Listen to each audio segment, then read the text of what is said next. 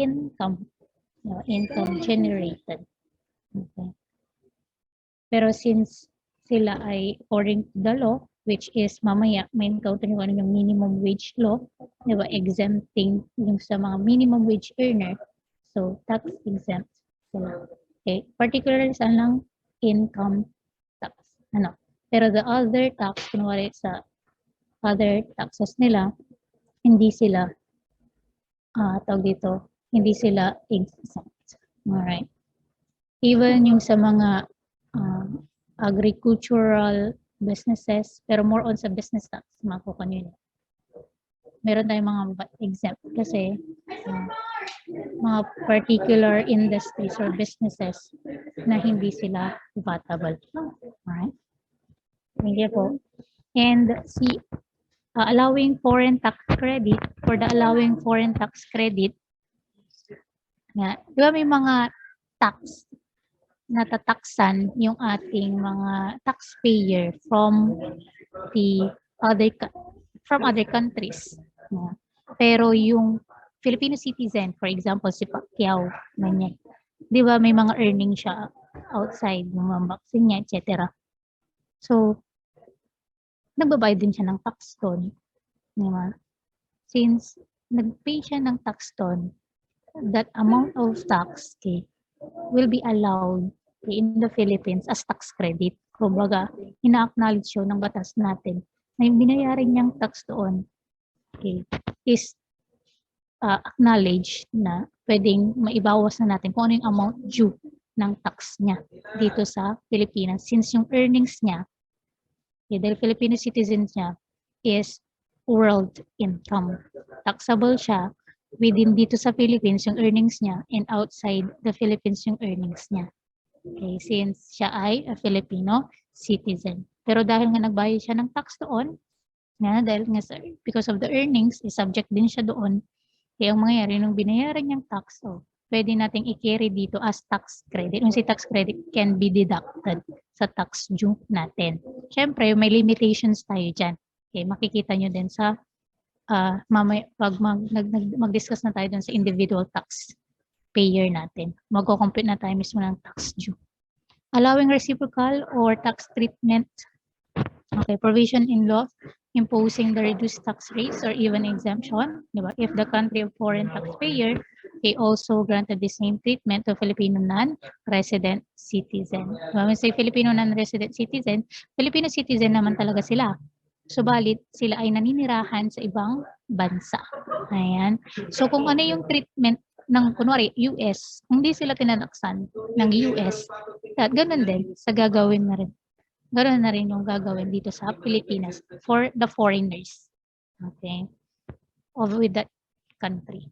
Okay, reciprocate natin kung ano yung treatment nila sa Filipino citizen natin. Same sa atin. Ganon din yung gagawin natin for our foreigners.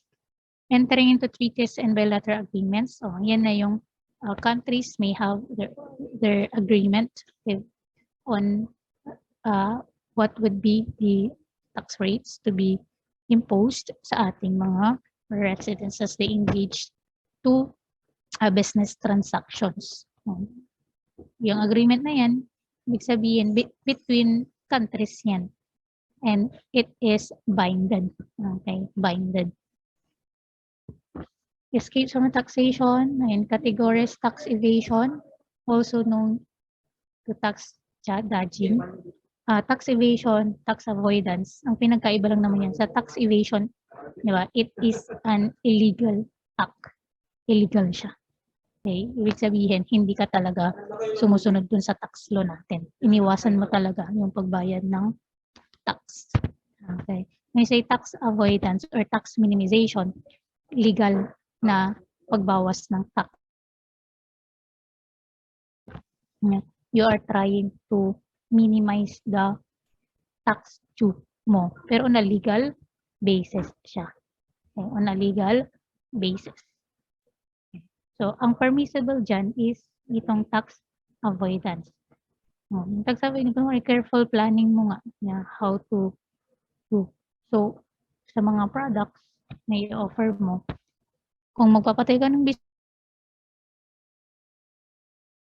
ganyan na businesses which is higher yung tax na pinapatong doon, edi doon ka na lang sa mga somehow, malilit lang yung tax na involved, yung karaniwan na products.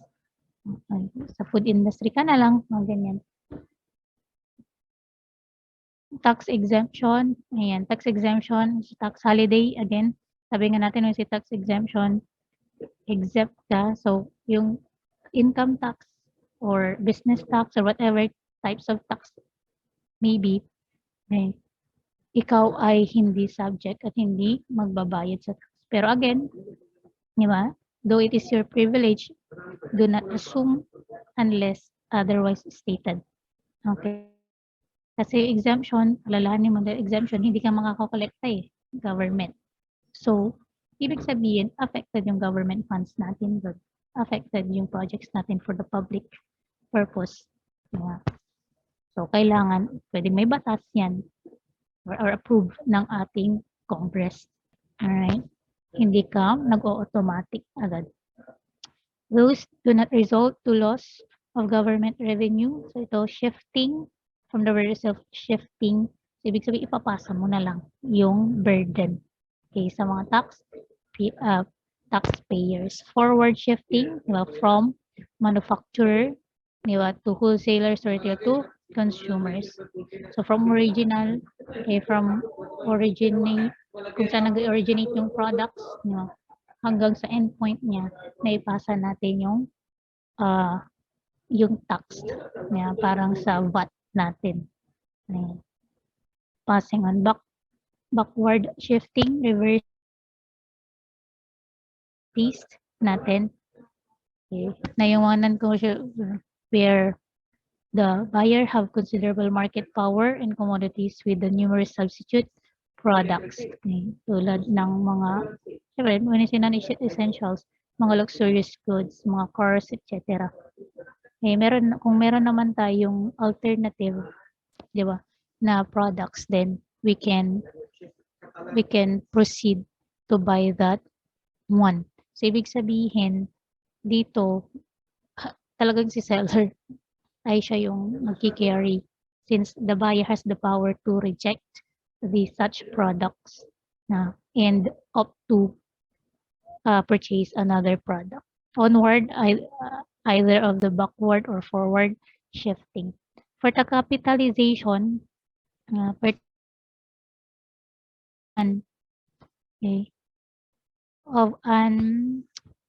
hindi ko mabasa dito na nagsalib. Or in short, capitalized. Ika-capitalized natin. Alright? So, capitalized. For instance, the value of a mining property will correspond.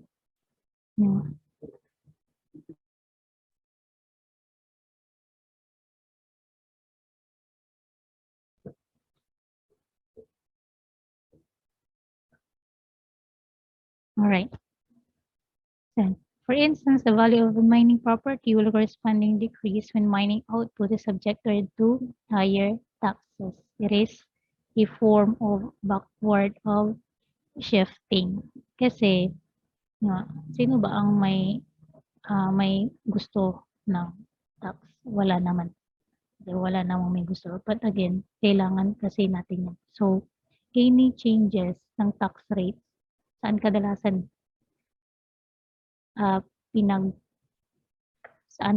i-reflect ng ating businessman, di ba? Sa products and services to be offered. Isinasama nila. Kinakapitalize nila. Alright. Pero hindi yung capitalize na yung sa recording natin na yung cost of sales, ganun hindi. Kumba ipinapatong, ina-add sa prices. Okay. Para somehow yung tax due na makompute o at least nagbayad or part na nabayaran ni buyer. Ganun.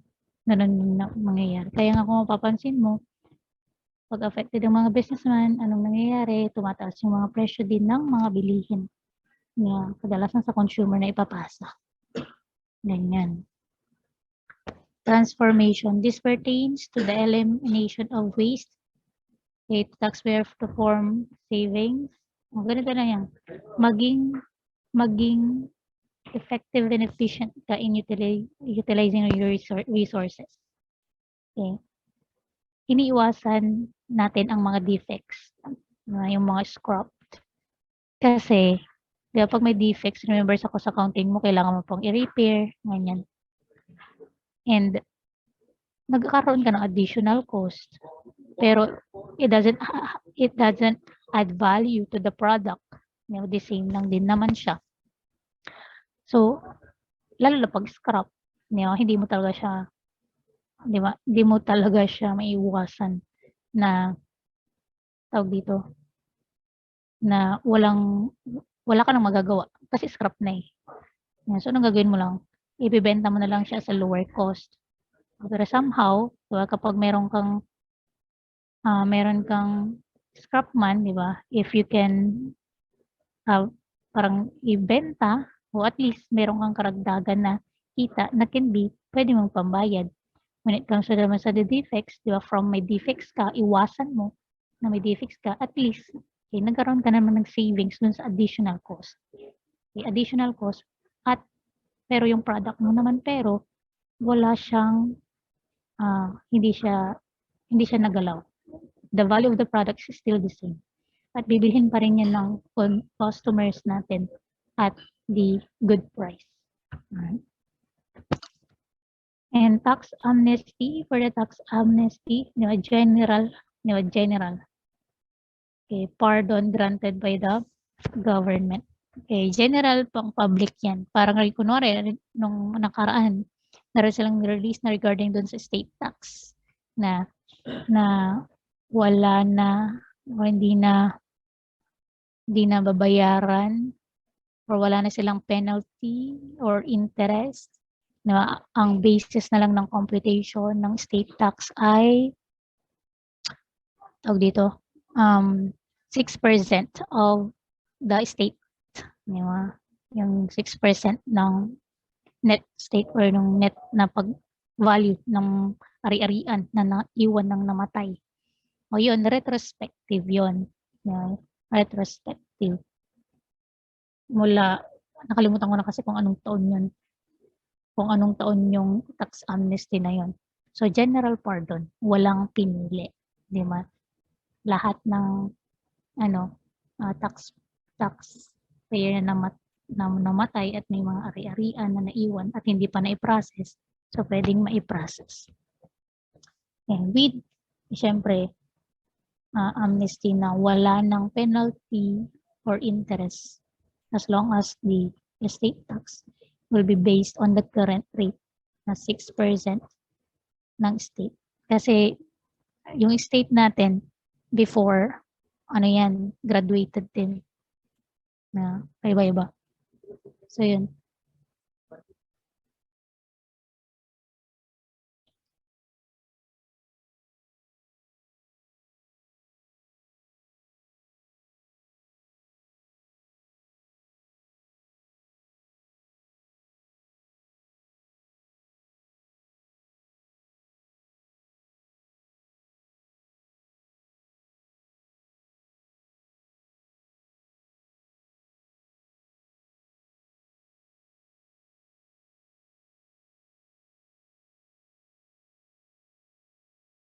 Ayan, tax condonation naman. Tax condonation is forgiveness for tax obligation of a certain, kung ito general, lahat. Okay, syempre lahat ng affected taxpayer. Ito naman, specific taxpayer. I-identified talaga ng taxpayer. Sa pagkukondone na full forgiveness, hindi na magbabayad si taxpayer, mapalad siya. Pero, madalang yan na mangyari dito sa Pilipinas ng tax condonation. Kasi as long as, di ba, may si tax condonation, pag full forgiveness yan sa pabayarin na tax ng taxpayer natin, ang affected dyan, government funds. And government funds, na needed yan for the projects, for the public use, for the society lang yan. So may mga means ang government to really collect. Okay, meron tayong isang department. I forgot the department sa BIR. Nasa parang collection agent din sila. Special collection department. Yung mga as in very overdue na, yung ang hirap singilin ng mga taxpayers, sila yung maniningil na whatever means. So, pag may nakita kasi ng mga, syempre mga property, able ka naman. So, talagang maghihintay si BIR, kukulit-kulitin ka para lang makakulit ka. Kaya ito, because yung effect kasi nito is government revenues. Later on, i-discuss natin, meron tayong tinatawag na fiscal adequacy. We need to generate funds that is sufficient to defray the government expenditures. Nasa chapter 2 meron yun. So, ayan. And tax amnesty versus tax condonation. Amnesty is both civil and criminal. But for the condonation, covers only for the civil liabilities of the taxpayers. So, amnesty operates retrospectively by forgiving past violation. And condonation, ito yung retrospective na sinasabi niya. Condonation applies prospectively to any unpaid balances of the tax. Okay. Hence, the portion of already paid by the taxpayer will not be refunded. And amnesty is also conditional upon the taxpayer paying the government a portion of tax, whereas condonation requires no payment. And let's proceed to the chapter 2.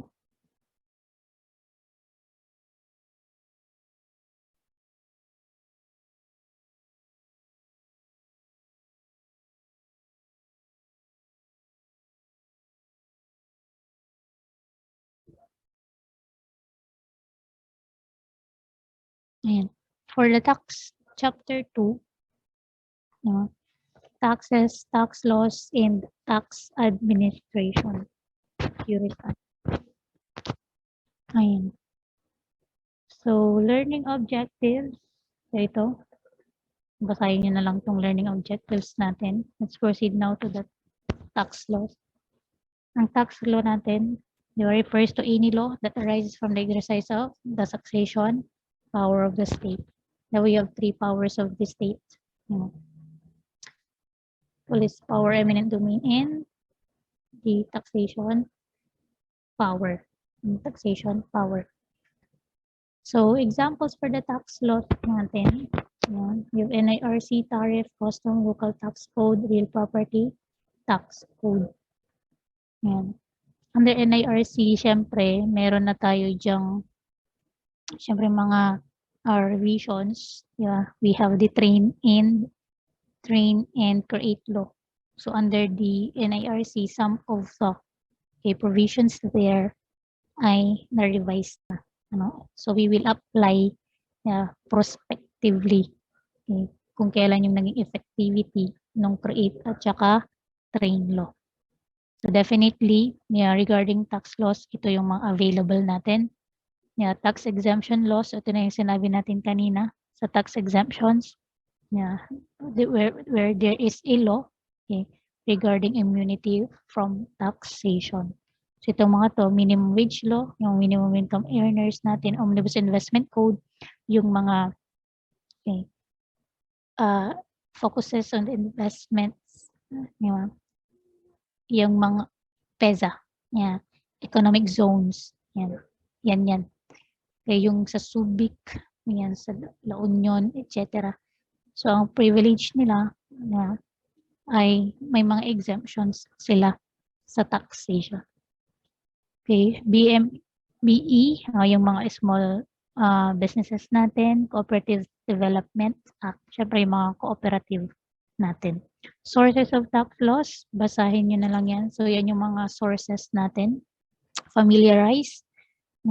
Constitution, statutes, and presidential decrees, judicial decisions or case laws, executive orders or batas pambansa, administrative issuances, local ordinances, tax treaties, and conventions with foreign countries, revenue regulations, sources.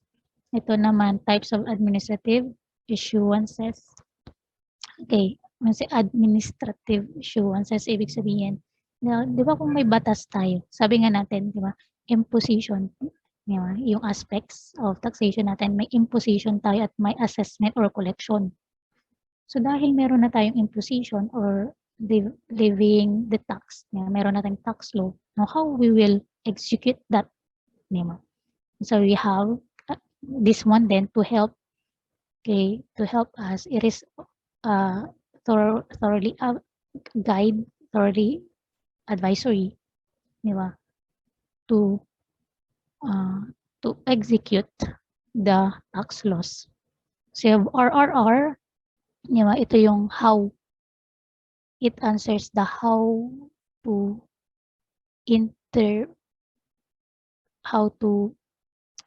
apply the tax laws. Okay. Okay, para ma-enforce natin yung tax law natin. Okay, these issuances are signed by Secretary of Finance and recommendation of the CIR. Kung may revenue regulations tayo, no, ito yung how. Paano natin ma-enforce. Meron tayo nitong RMO na Revenue Memorandum Orders, no, issuances regarding sa instructions, diba? Guidelines and outlines of processes. Diba, pagdating sa collection, that the function, we have the, ano ba yung proseso? O, kung may tax law tayo pertaining sa income tax, so paano ba yun? Ayan, RMO. December, sabihin niyo meron tayong mga returns, kailan yung filing, etc. ARM or natin rulings and opinions and interpretation of ito, saan to galing? CI or Commission of Internal Revenue with respect to the provision of the tax code and other tax laws as applied to specific of facts with or without established precedents in which the CIR may issue from time to time for the purpose of guiding the taxpayers with regards to specific situations on specific situations. And yung RMC, the RMC naman applicable portions as well as amplification of laws, rules and regulations, precedent issued by the BIR. Ang nag-issue naman to sino? Si BIR. Ito sinong nag-issue? CIR. So si CIR, pag na-issue sa Bureau of Internal Revenue Agencies need to know these rulings, for the specific situations of a certain taxpayers. It will be applicable also if same situation na mangyayari. Ito pwede nyo makita lahat sa Bureau of Internal Revenue's website. Doon nyo lahat makikita. Circulars kadalasan sa lahat ng district offices ng BIR. Napapublish at kailangan fully aware yung ating mga BIR employees. Yung revenue bulletin, parang ano lang din yan, mga notices, informations na needed about the BIR, about the provision about the new tax laws or RMC or RR whatsoever na regarding administrative function. And either BIR rulings kapag may mga inquiries ang ating taxpayers.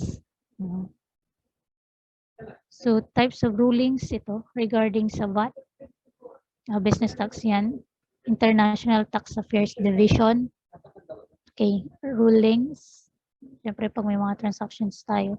Usually naman kapag mga imports, exportations, at yung mga businesses na mga foreign businesses. Yan.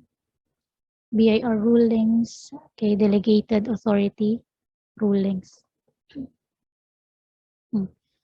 So, familiar nyo lang. So, doesn't mean naman na talagang very galing ka dyan because malawak ang, the tax. GAAP versus tax, ito lang naman. Pag taxation ang pinag-uusapan natin, tanggalin mo yung GAAP sa iyong list, sa iyong utak. Okay? Tax loss prevails. Pag taxation ang pinag-uusapan natin, computation ng income tax, ng business tax mo, ganyan mga penalties mo sa tax loss ang sundan mo. Pero pag sinabi natin naman na preparation ng financial statement for external purposes, ganyan, syempre saan ka magtitingin? GAAP or the PFRS natin. Click between the tax at saka GAAP. Again, ano ba yung piniprepare natin? O kung income tax return yan, o di tax loss ka.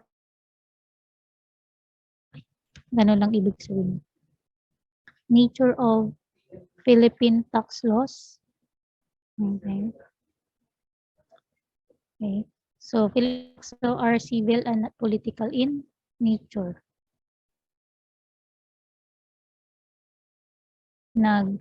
Nag-create na lang naman tayo ng tax laws, di ba? Of course, for government funds natin to defray government expenditures. But never in any case na because of a particular person lang or particular group of people kung bakit ka mag-create ng tax law. We have tax. Tax is an enforced proportional contribution, okay, levied by the law body. So, yung tax, yung enforce mismo, na kailangan kolektahin sa'yo, i-impose sa iyo, known tayo sa income tax. Dahil may earnings ka, di kailangan mo magbayad ng tax. Bakit? Para magkaroon ng revenue and for public. Elements of valid tax. Ito, sabi nga natin, meron tayong inherent limitations and constitutional limitation when it comes to the power to tax. So dahil mayroon tayong power to tax, ano ba yung valid na tax? Yung ini-impose mo na tax. Tax must be levied by the taxing power having jurisdiction over the object of taxation. Of course. Dito sa Pilipinas, syempre, kung ano yung tax na i-impose mo, dapat covered lang within sa territory, within territory natin, ano ba yung sakop ng legal power ng Pilipinas. Legal power ng Pilipinas. Siyempre, pwedeng yung object mo can be earnings, earn income dito sa Philippines and outside because Filipino citizen, or taxes, object mo can be properties dahil you have the privilege to have that property and use that property. And two, tax must not violate constitutional inherent. Hanggang na tayo dyan. Tax must be uniform and equitable. Syempre, hindi pwedeng, kunwari, individual taxpayer, kunwari, empleyado kami lahat. Dito. Hindi pwede na, ako, meron tayong graduated tax, 250 kasi yung ating threshold. In excess of 250, ayan, subject ka na sa income tax. Hindi ibig sabihin na, kunwari, ako, empleyado ako sa UL, 500,000. Wow, amen. Or 1 million na lang sabihin mo. 1 million. Hihiling ka na nga lang, diba? 1 million yung income. for a year. Ayan. So, ibig sabihin na ako matataksan na using graduated tax, eh yung empleyado ng Yupang, di ba? Ang empleyado ng Yupang na nag-earn din ng 800,000 ganun, ay hindi siya matataksan ng graduated. So, dapat hindi. Kung ang income natin, income tax. So, income tax, so lahat ng earnings, income, no? Ng mga individual taxpayers natin, it should be applied to all individual taxpayer. Tax must be for public purpose, siyempre. Proportional in character, proportional in character. So, proportional in character, may mga yung income natin. Kunwari, sa ating VAT. Yan. Pag may certain percentage ka lang na tag sales, yan. So, lahat ng sales mo, o dahil basis yan ay sales revenue, at may 12% VAT, o di pantay-pantay yan in proportion. Whether yung sales mo mataas o mababa, it is 12% for the business tax yung ating babayaran. So the higher the value ng business revenues mo, syempre, the higher din yung ating mababayaran. Kasi proportion dun sa ating the value ng revenues natin. Tax is generally payable in money. Of course, hindi nga yan pwedeng i-offset. Okay, classification of taxes as to purpose fiscal or revenue, syempre general purpose yan. Regulatory to regulate businesses, lalo na yung mga pinagbabawal or hindi healthy, diba? Yung alcohol, cigarettes, yung mga bisyo. Sumptuary tax divide to achieve some social and economic objectives, diba? To elevate the lifestyle of our Filipino citizen, diba? And to improve, syempre, the economy. Mas ma-appreciate nyo yung pagdating nyo sa economics. Diba? Kasi ganito lang, simple lang yan. Kapag yung tax natin, mababa yung tax natin, diba? Ano yung iuwi ng ating mga taxpayer? Mas malaki yung net income nila. So, kung malaki yung net income nila, okay, kung malaki yung net income nila, so ibig sabihin, mas malaki yung budget na gagastusin nila. Pag gumastos sila, bibili ka ng food, sa isang restaurant. So, sa'yo, dahil malaki yung income mo na naiuwi, dahil nga low yung taxes natin, pag bumili ka, pwedeng tumaas yung expenses mo. But, kahit na tumaas yung expenses mo, maaaring tumaas na yung savings mo. Okay? You can be prepared for the future, etc. Ngayon, nung nag-spend ka, di ba expenses yun? On the part of food, on the part of the restaurant, syempre income niya yun. So kung income niya yun, kumita siya. Kung kumita siya, di ibig sabihin lang nun, meron ulit tayong siya kasi babayaran ng tax. Okay? For the government. Okay? At bukod doon, kapag mas malaki yung kita, yung restaurant, it will somehow pwedeng mag-expand. So, ganun. Ano siya? Flow. Unending flow. Unending flow. And we have as to subject or subject matter, personal, poll, or capitation. O yan yung sinasabi natin na yung sa residency, yung cedula natin. Ayan. Property tax. Ayan. Sa real property. Yan yung real property tax natin. Tax imposition sa properties. Meron tayo. Excise or privilege tax. Oh, yan naman, they have privilege. You are exercising, okay, the profession that you have. Ayan. You have the privilege to okay, engaged or entered into business. So, yan, privilege tax. As to incidents, direct or indirect. Pag direct, kung saan yung naimpusan ng tax, siya din yung magbabayad. So, dun siya may impact na income tax, for example. Ikaw yung may earnings. So, naimpusan yung income tax niya. So, ikaw rin yung magbabayad ng tax, hindi ibang tao. Kaya direct. Kasi direct din yung impact niya sa'yo. Inimpusan ka, then, ikaw rin nagbayad. So, yung impact nun sa'yo, nabawasan yung earnings mo. Yung net pay mo. So, affected ka dun. Direct effect sa'yo. Indirect naman, di ba? Hindi ibig sabihin na ikaw yung nagbayad kay BIR ng tax, yung impact naman sa'yo. Di ba? It is on the other person. Parang yung sa VAT natin. Ang taga-remit, di ba? Ang taga-bayad ng VAT, si businessman. I-remit niya yan kay BIR. Pero sino ba talaga yung nagbabayad ng tax or nagbayad talaga? Yung may outflow.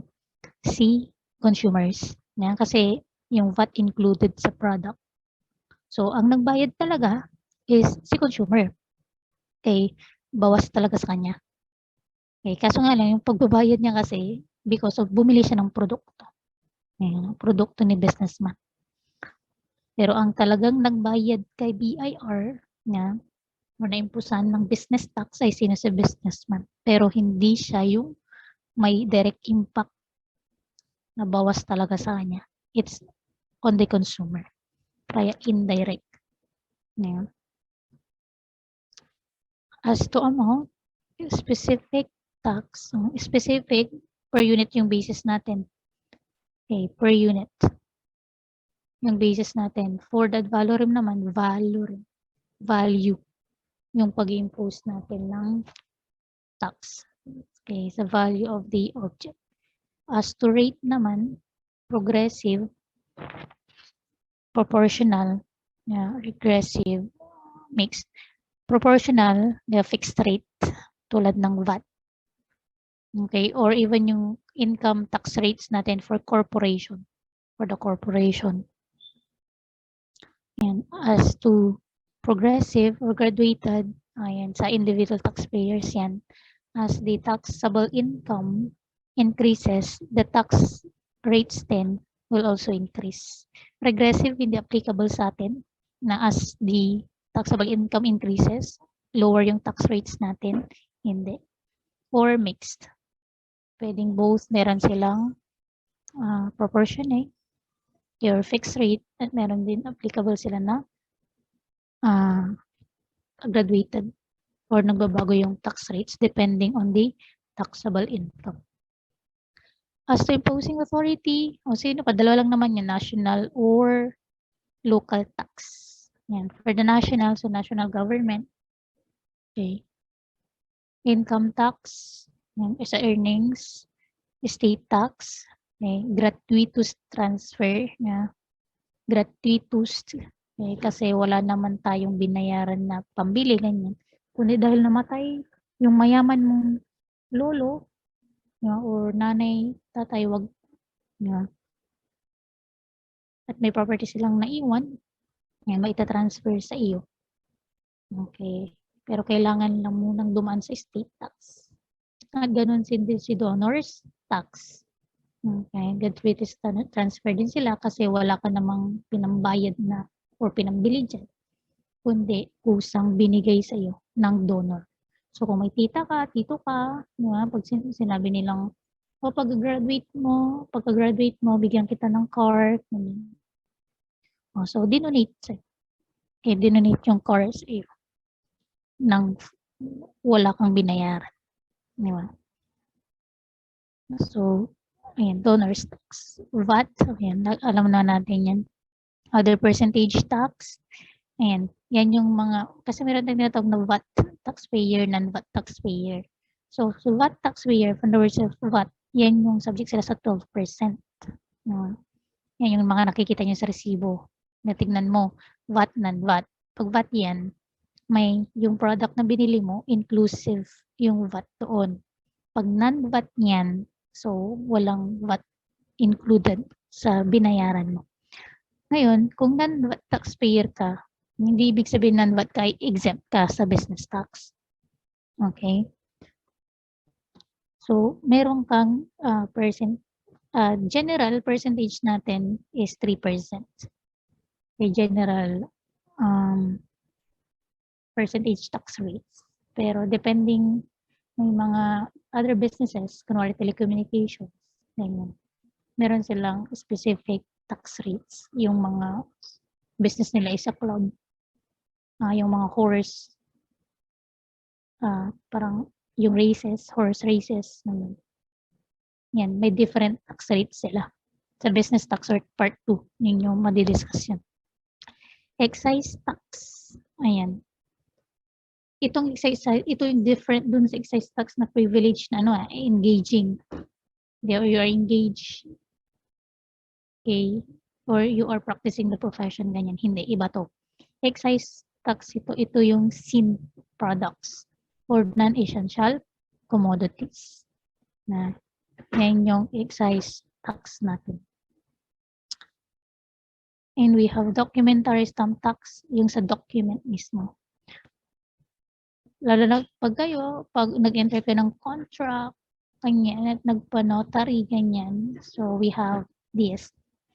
Pati kapag, kunwari, gumraduate kayo dito sa UL, yung sa OTR ninyo, yung sa diploma ninyo, ganyan. So, yan, may documentary stamp tax din. Okay? Tax yan for the document na meron ka. Local tax, syempre, local government or municipal. Yung example, real property tax, professional tax, business taxes, fees, and charges. Community tax, tax on banks and other financial institutions. Sana matapos natin itong distinction of taxes with similar items. Tax versus revenues. Tax, position niya ng government.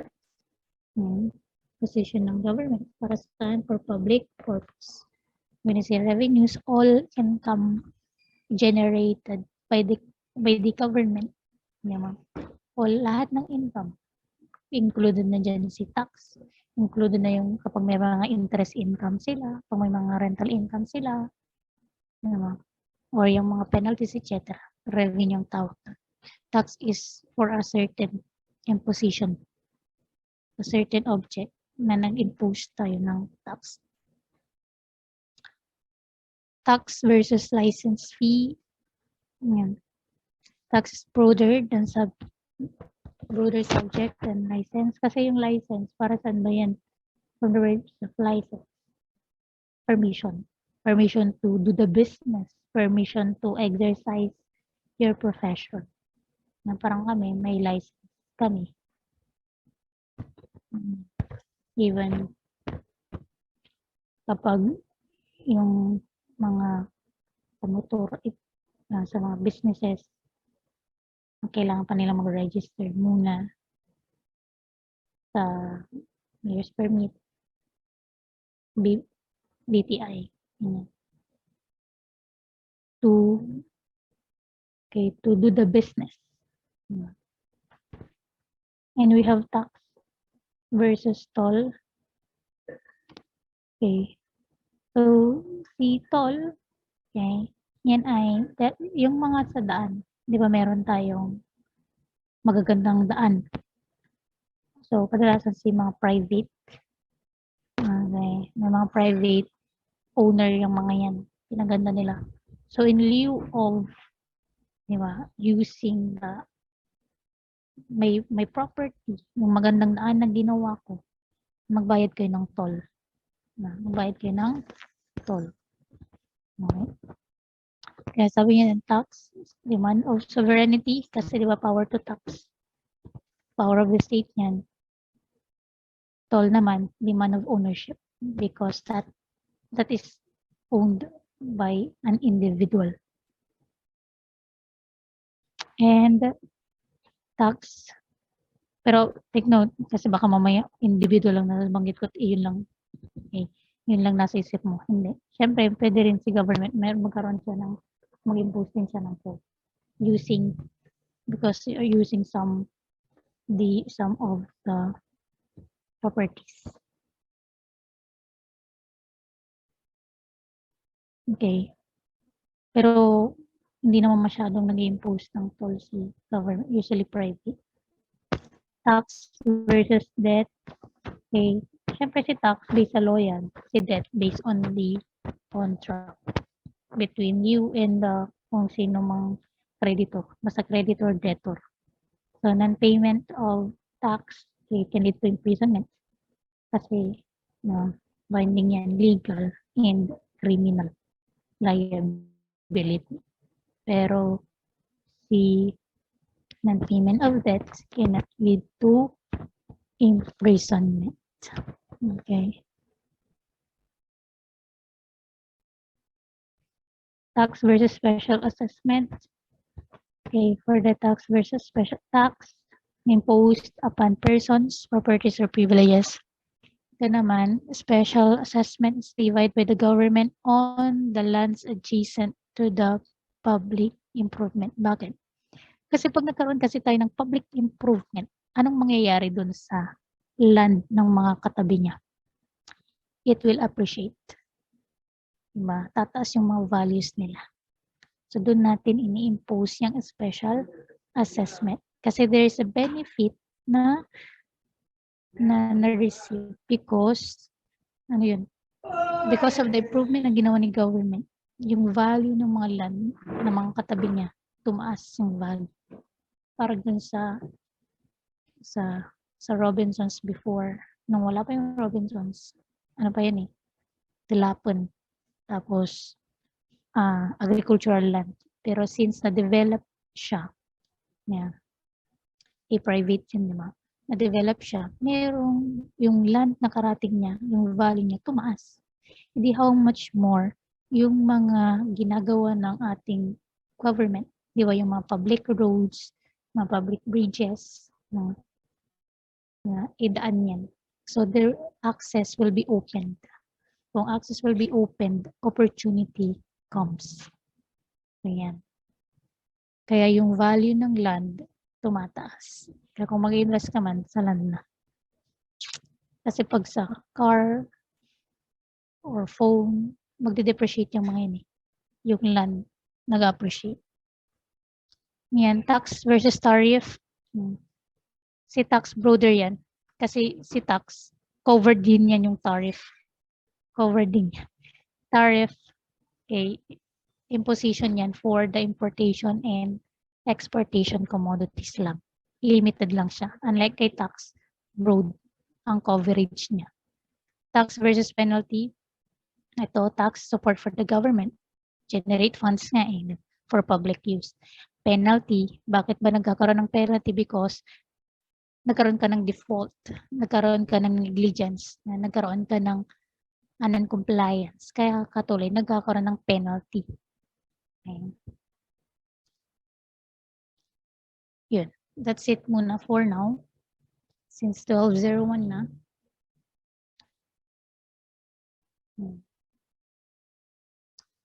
Dito na tapos. Kala ko ma-point ko hanggang ano. Pero yun. Next meeting, we will continue this one. Sa ating tax system. Pero mag-upload din tayo later mag-upload tayo ng assignment ninyo. Doon, dyan sa dyan sa libro ninyo, yung regarding sa functions ng CIR, functions ng BIR, etc. Hindi natin yan i-isa-isa na. Okay. Yung mga importante, yung i-discuss lang natin. Pero, basahin nyo na. Okay? Basahin nyo na. So, that's all.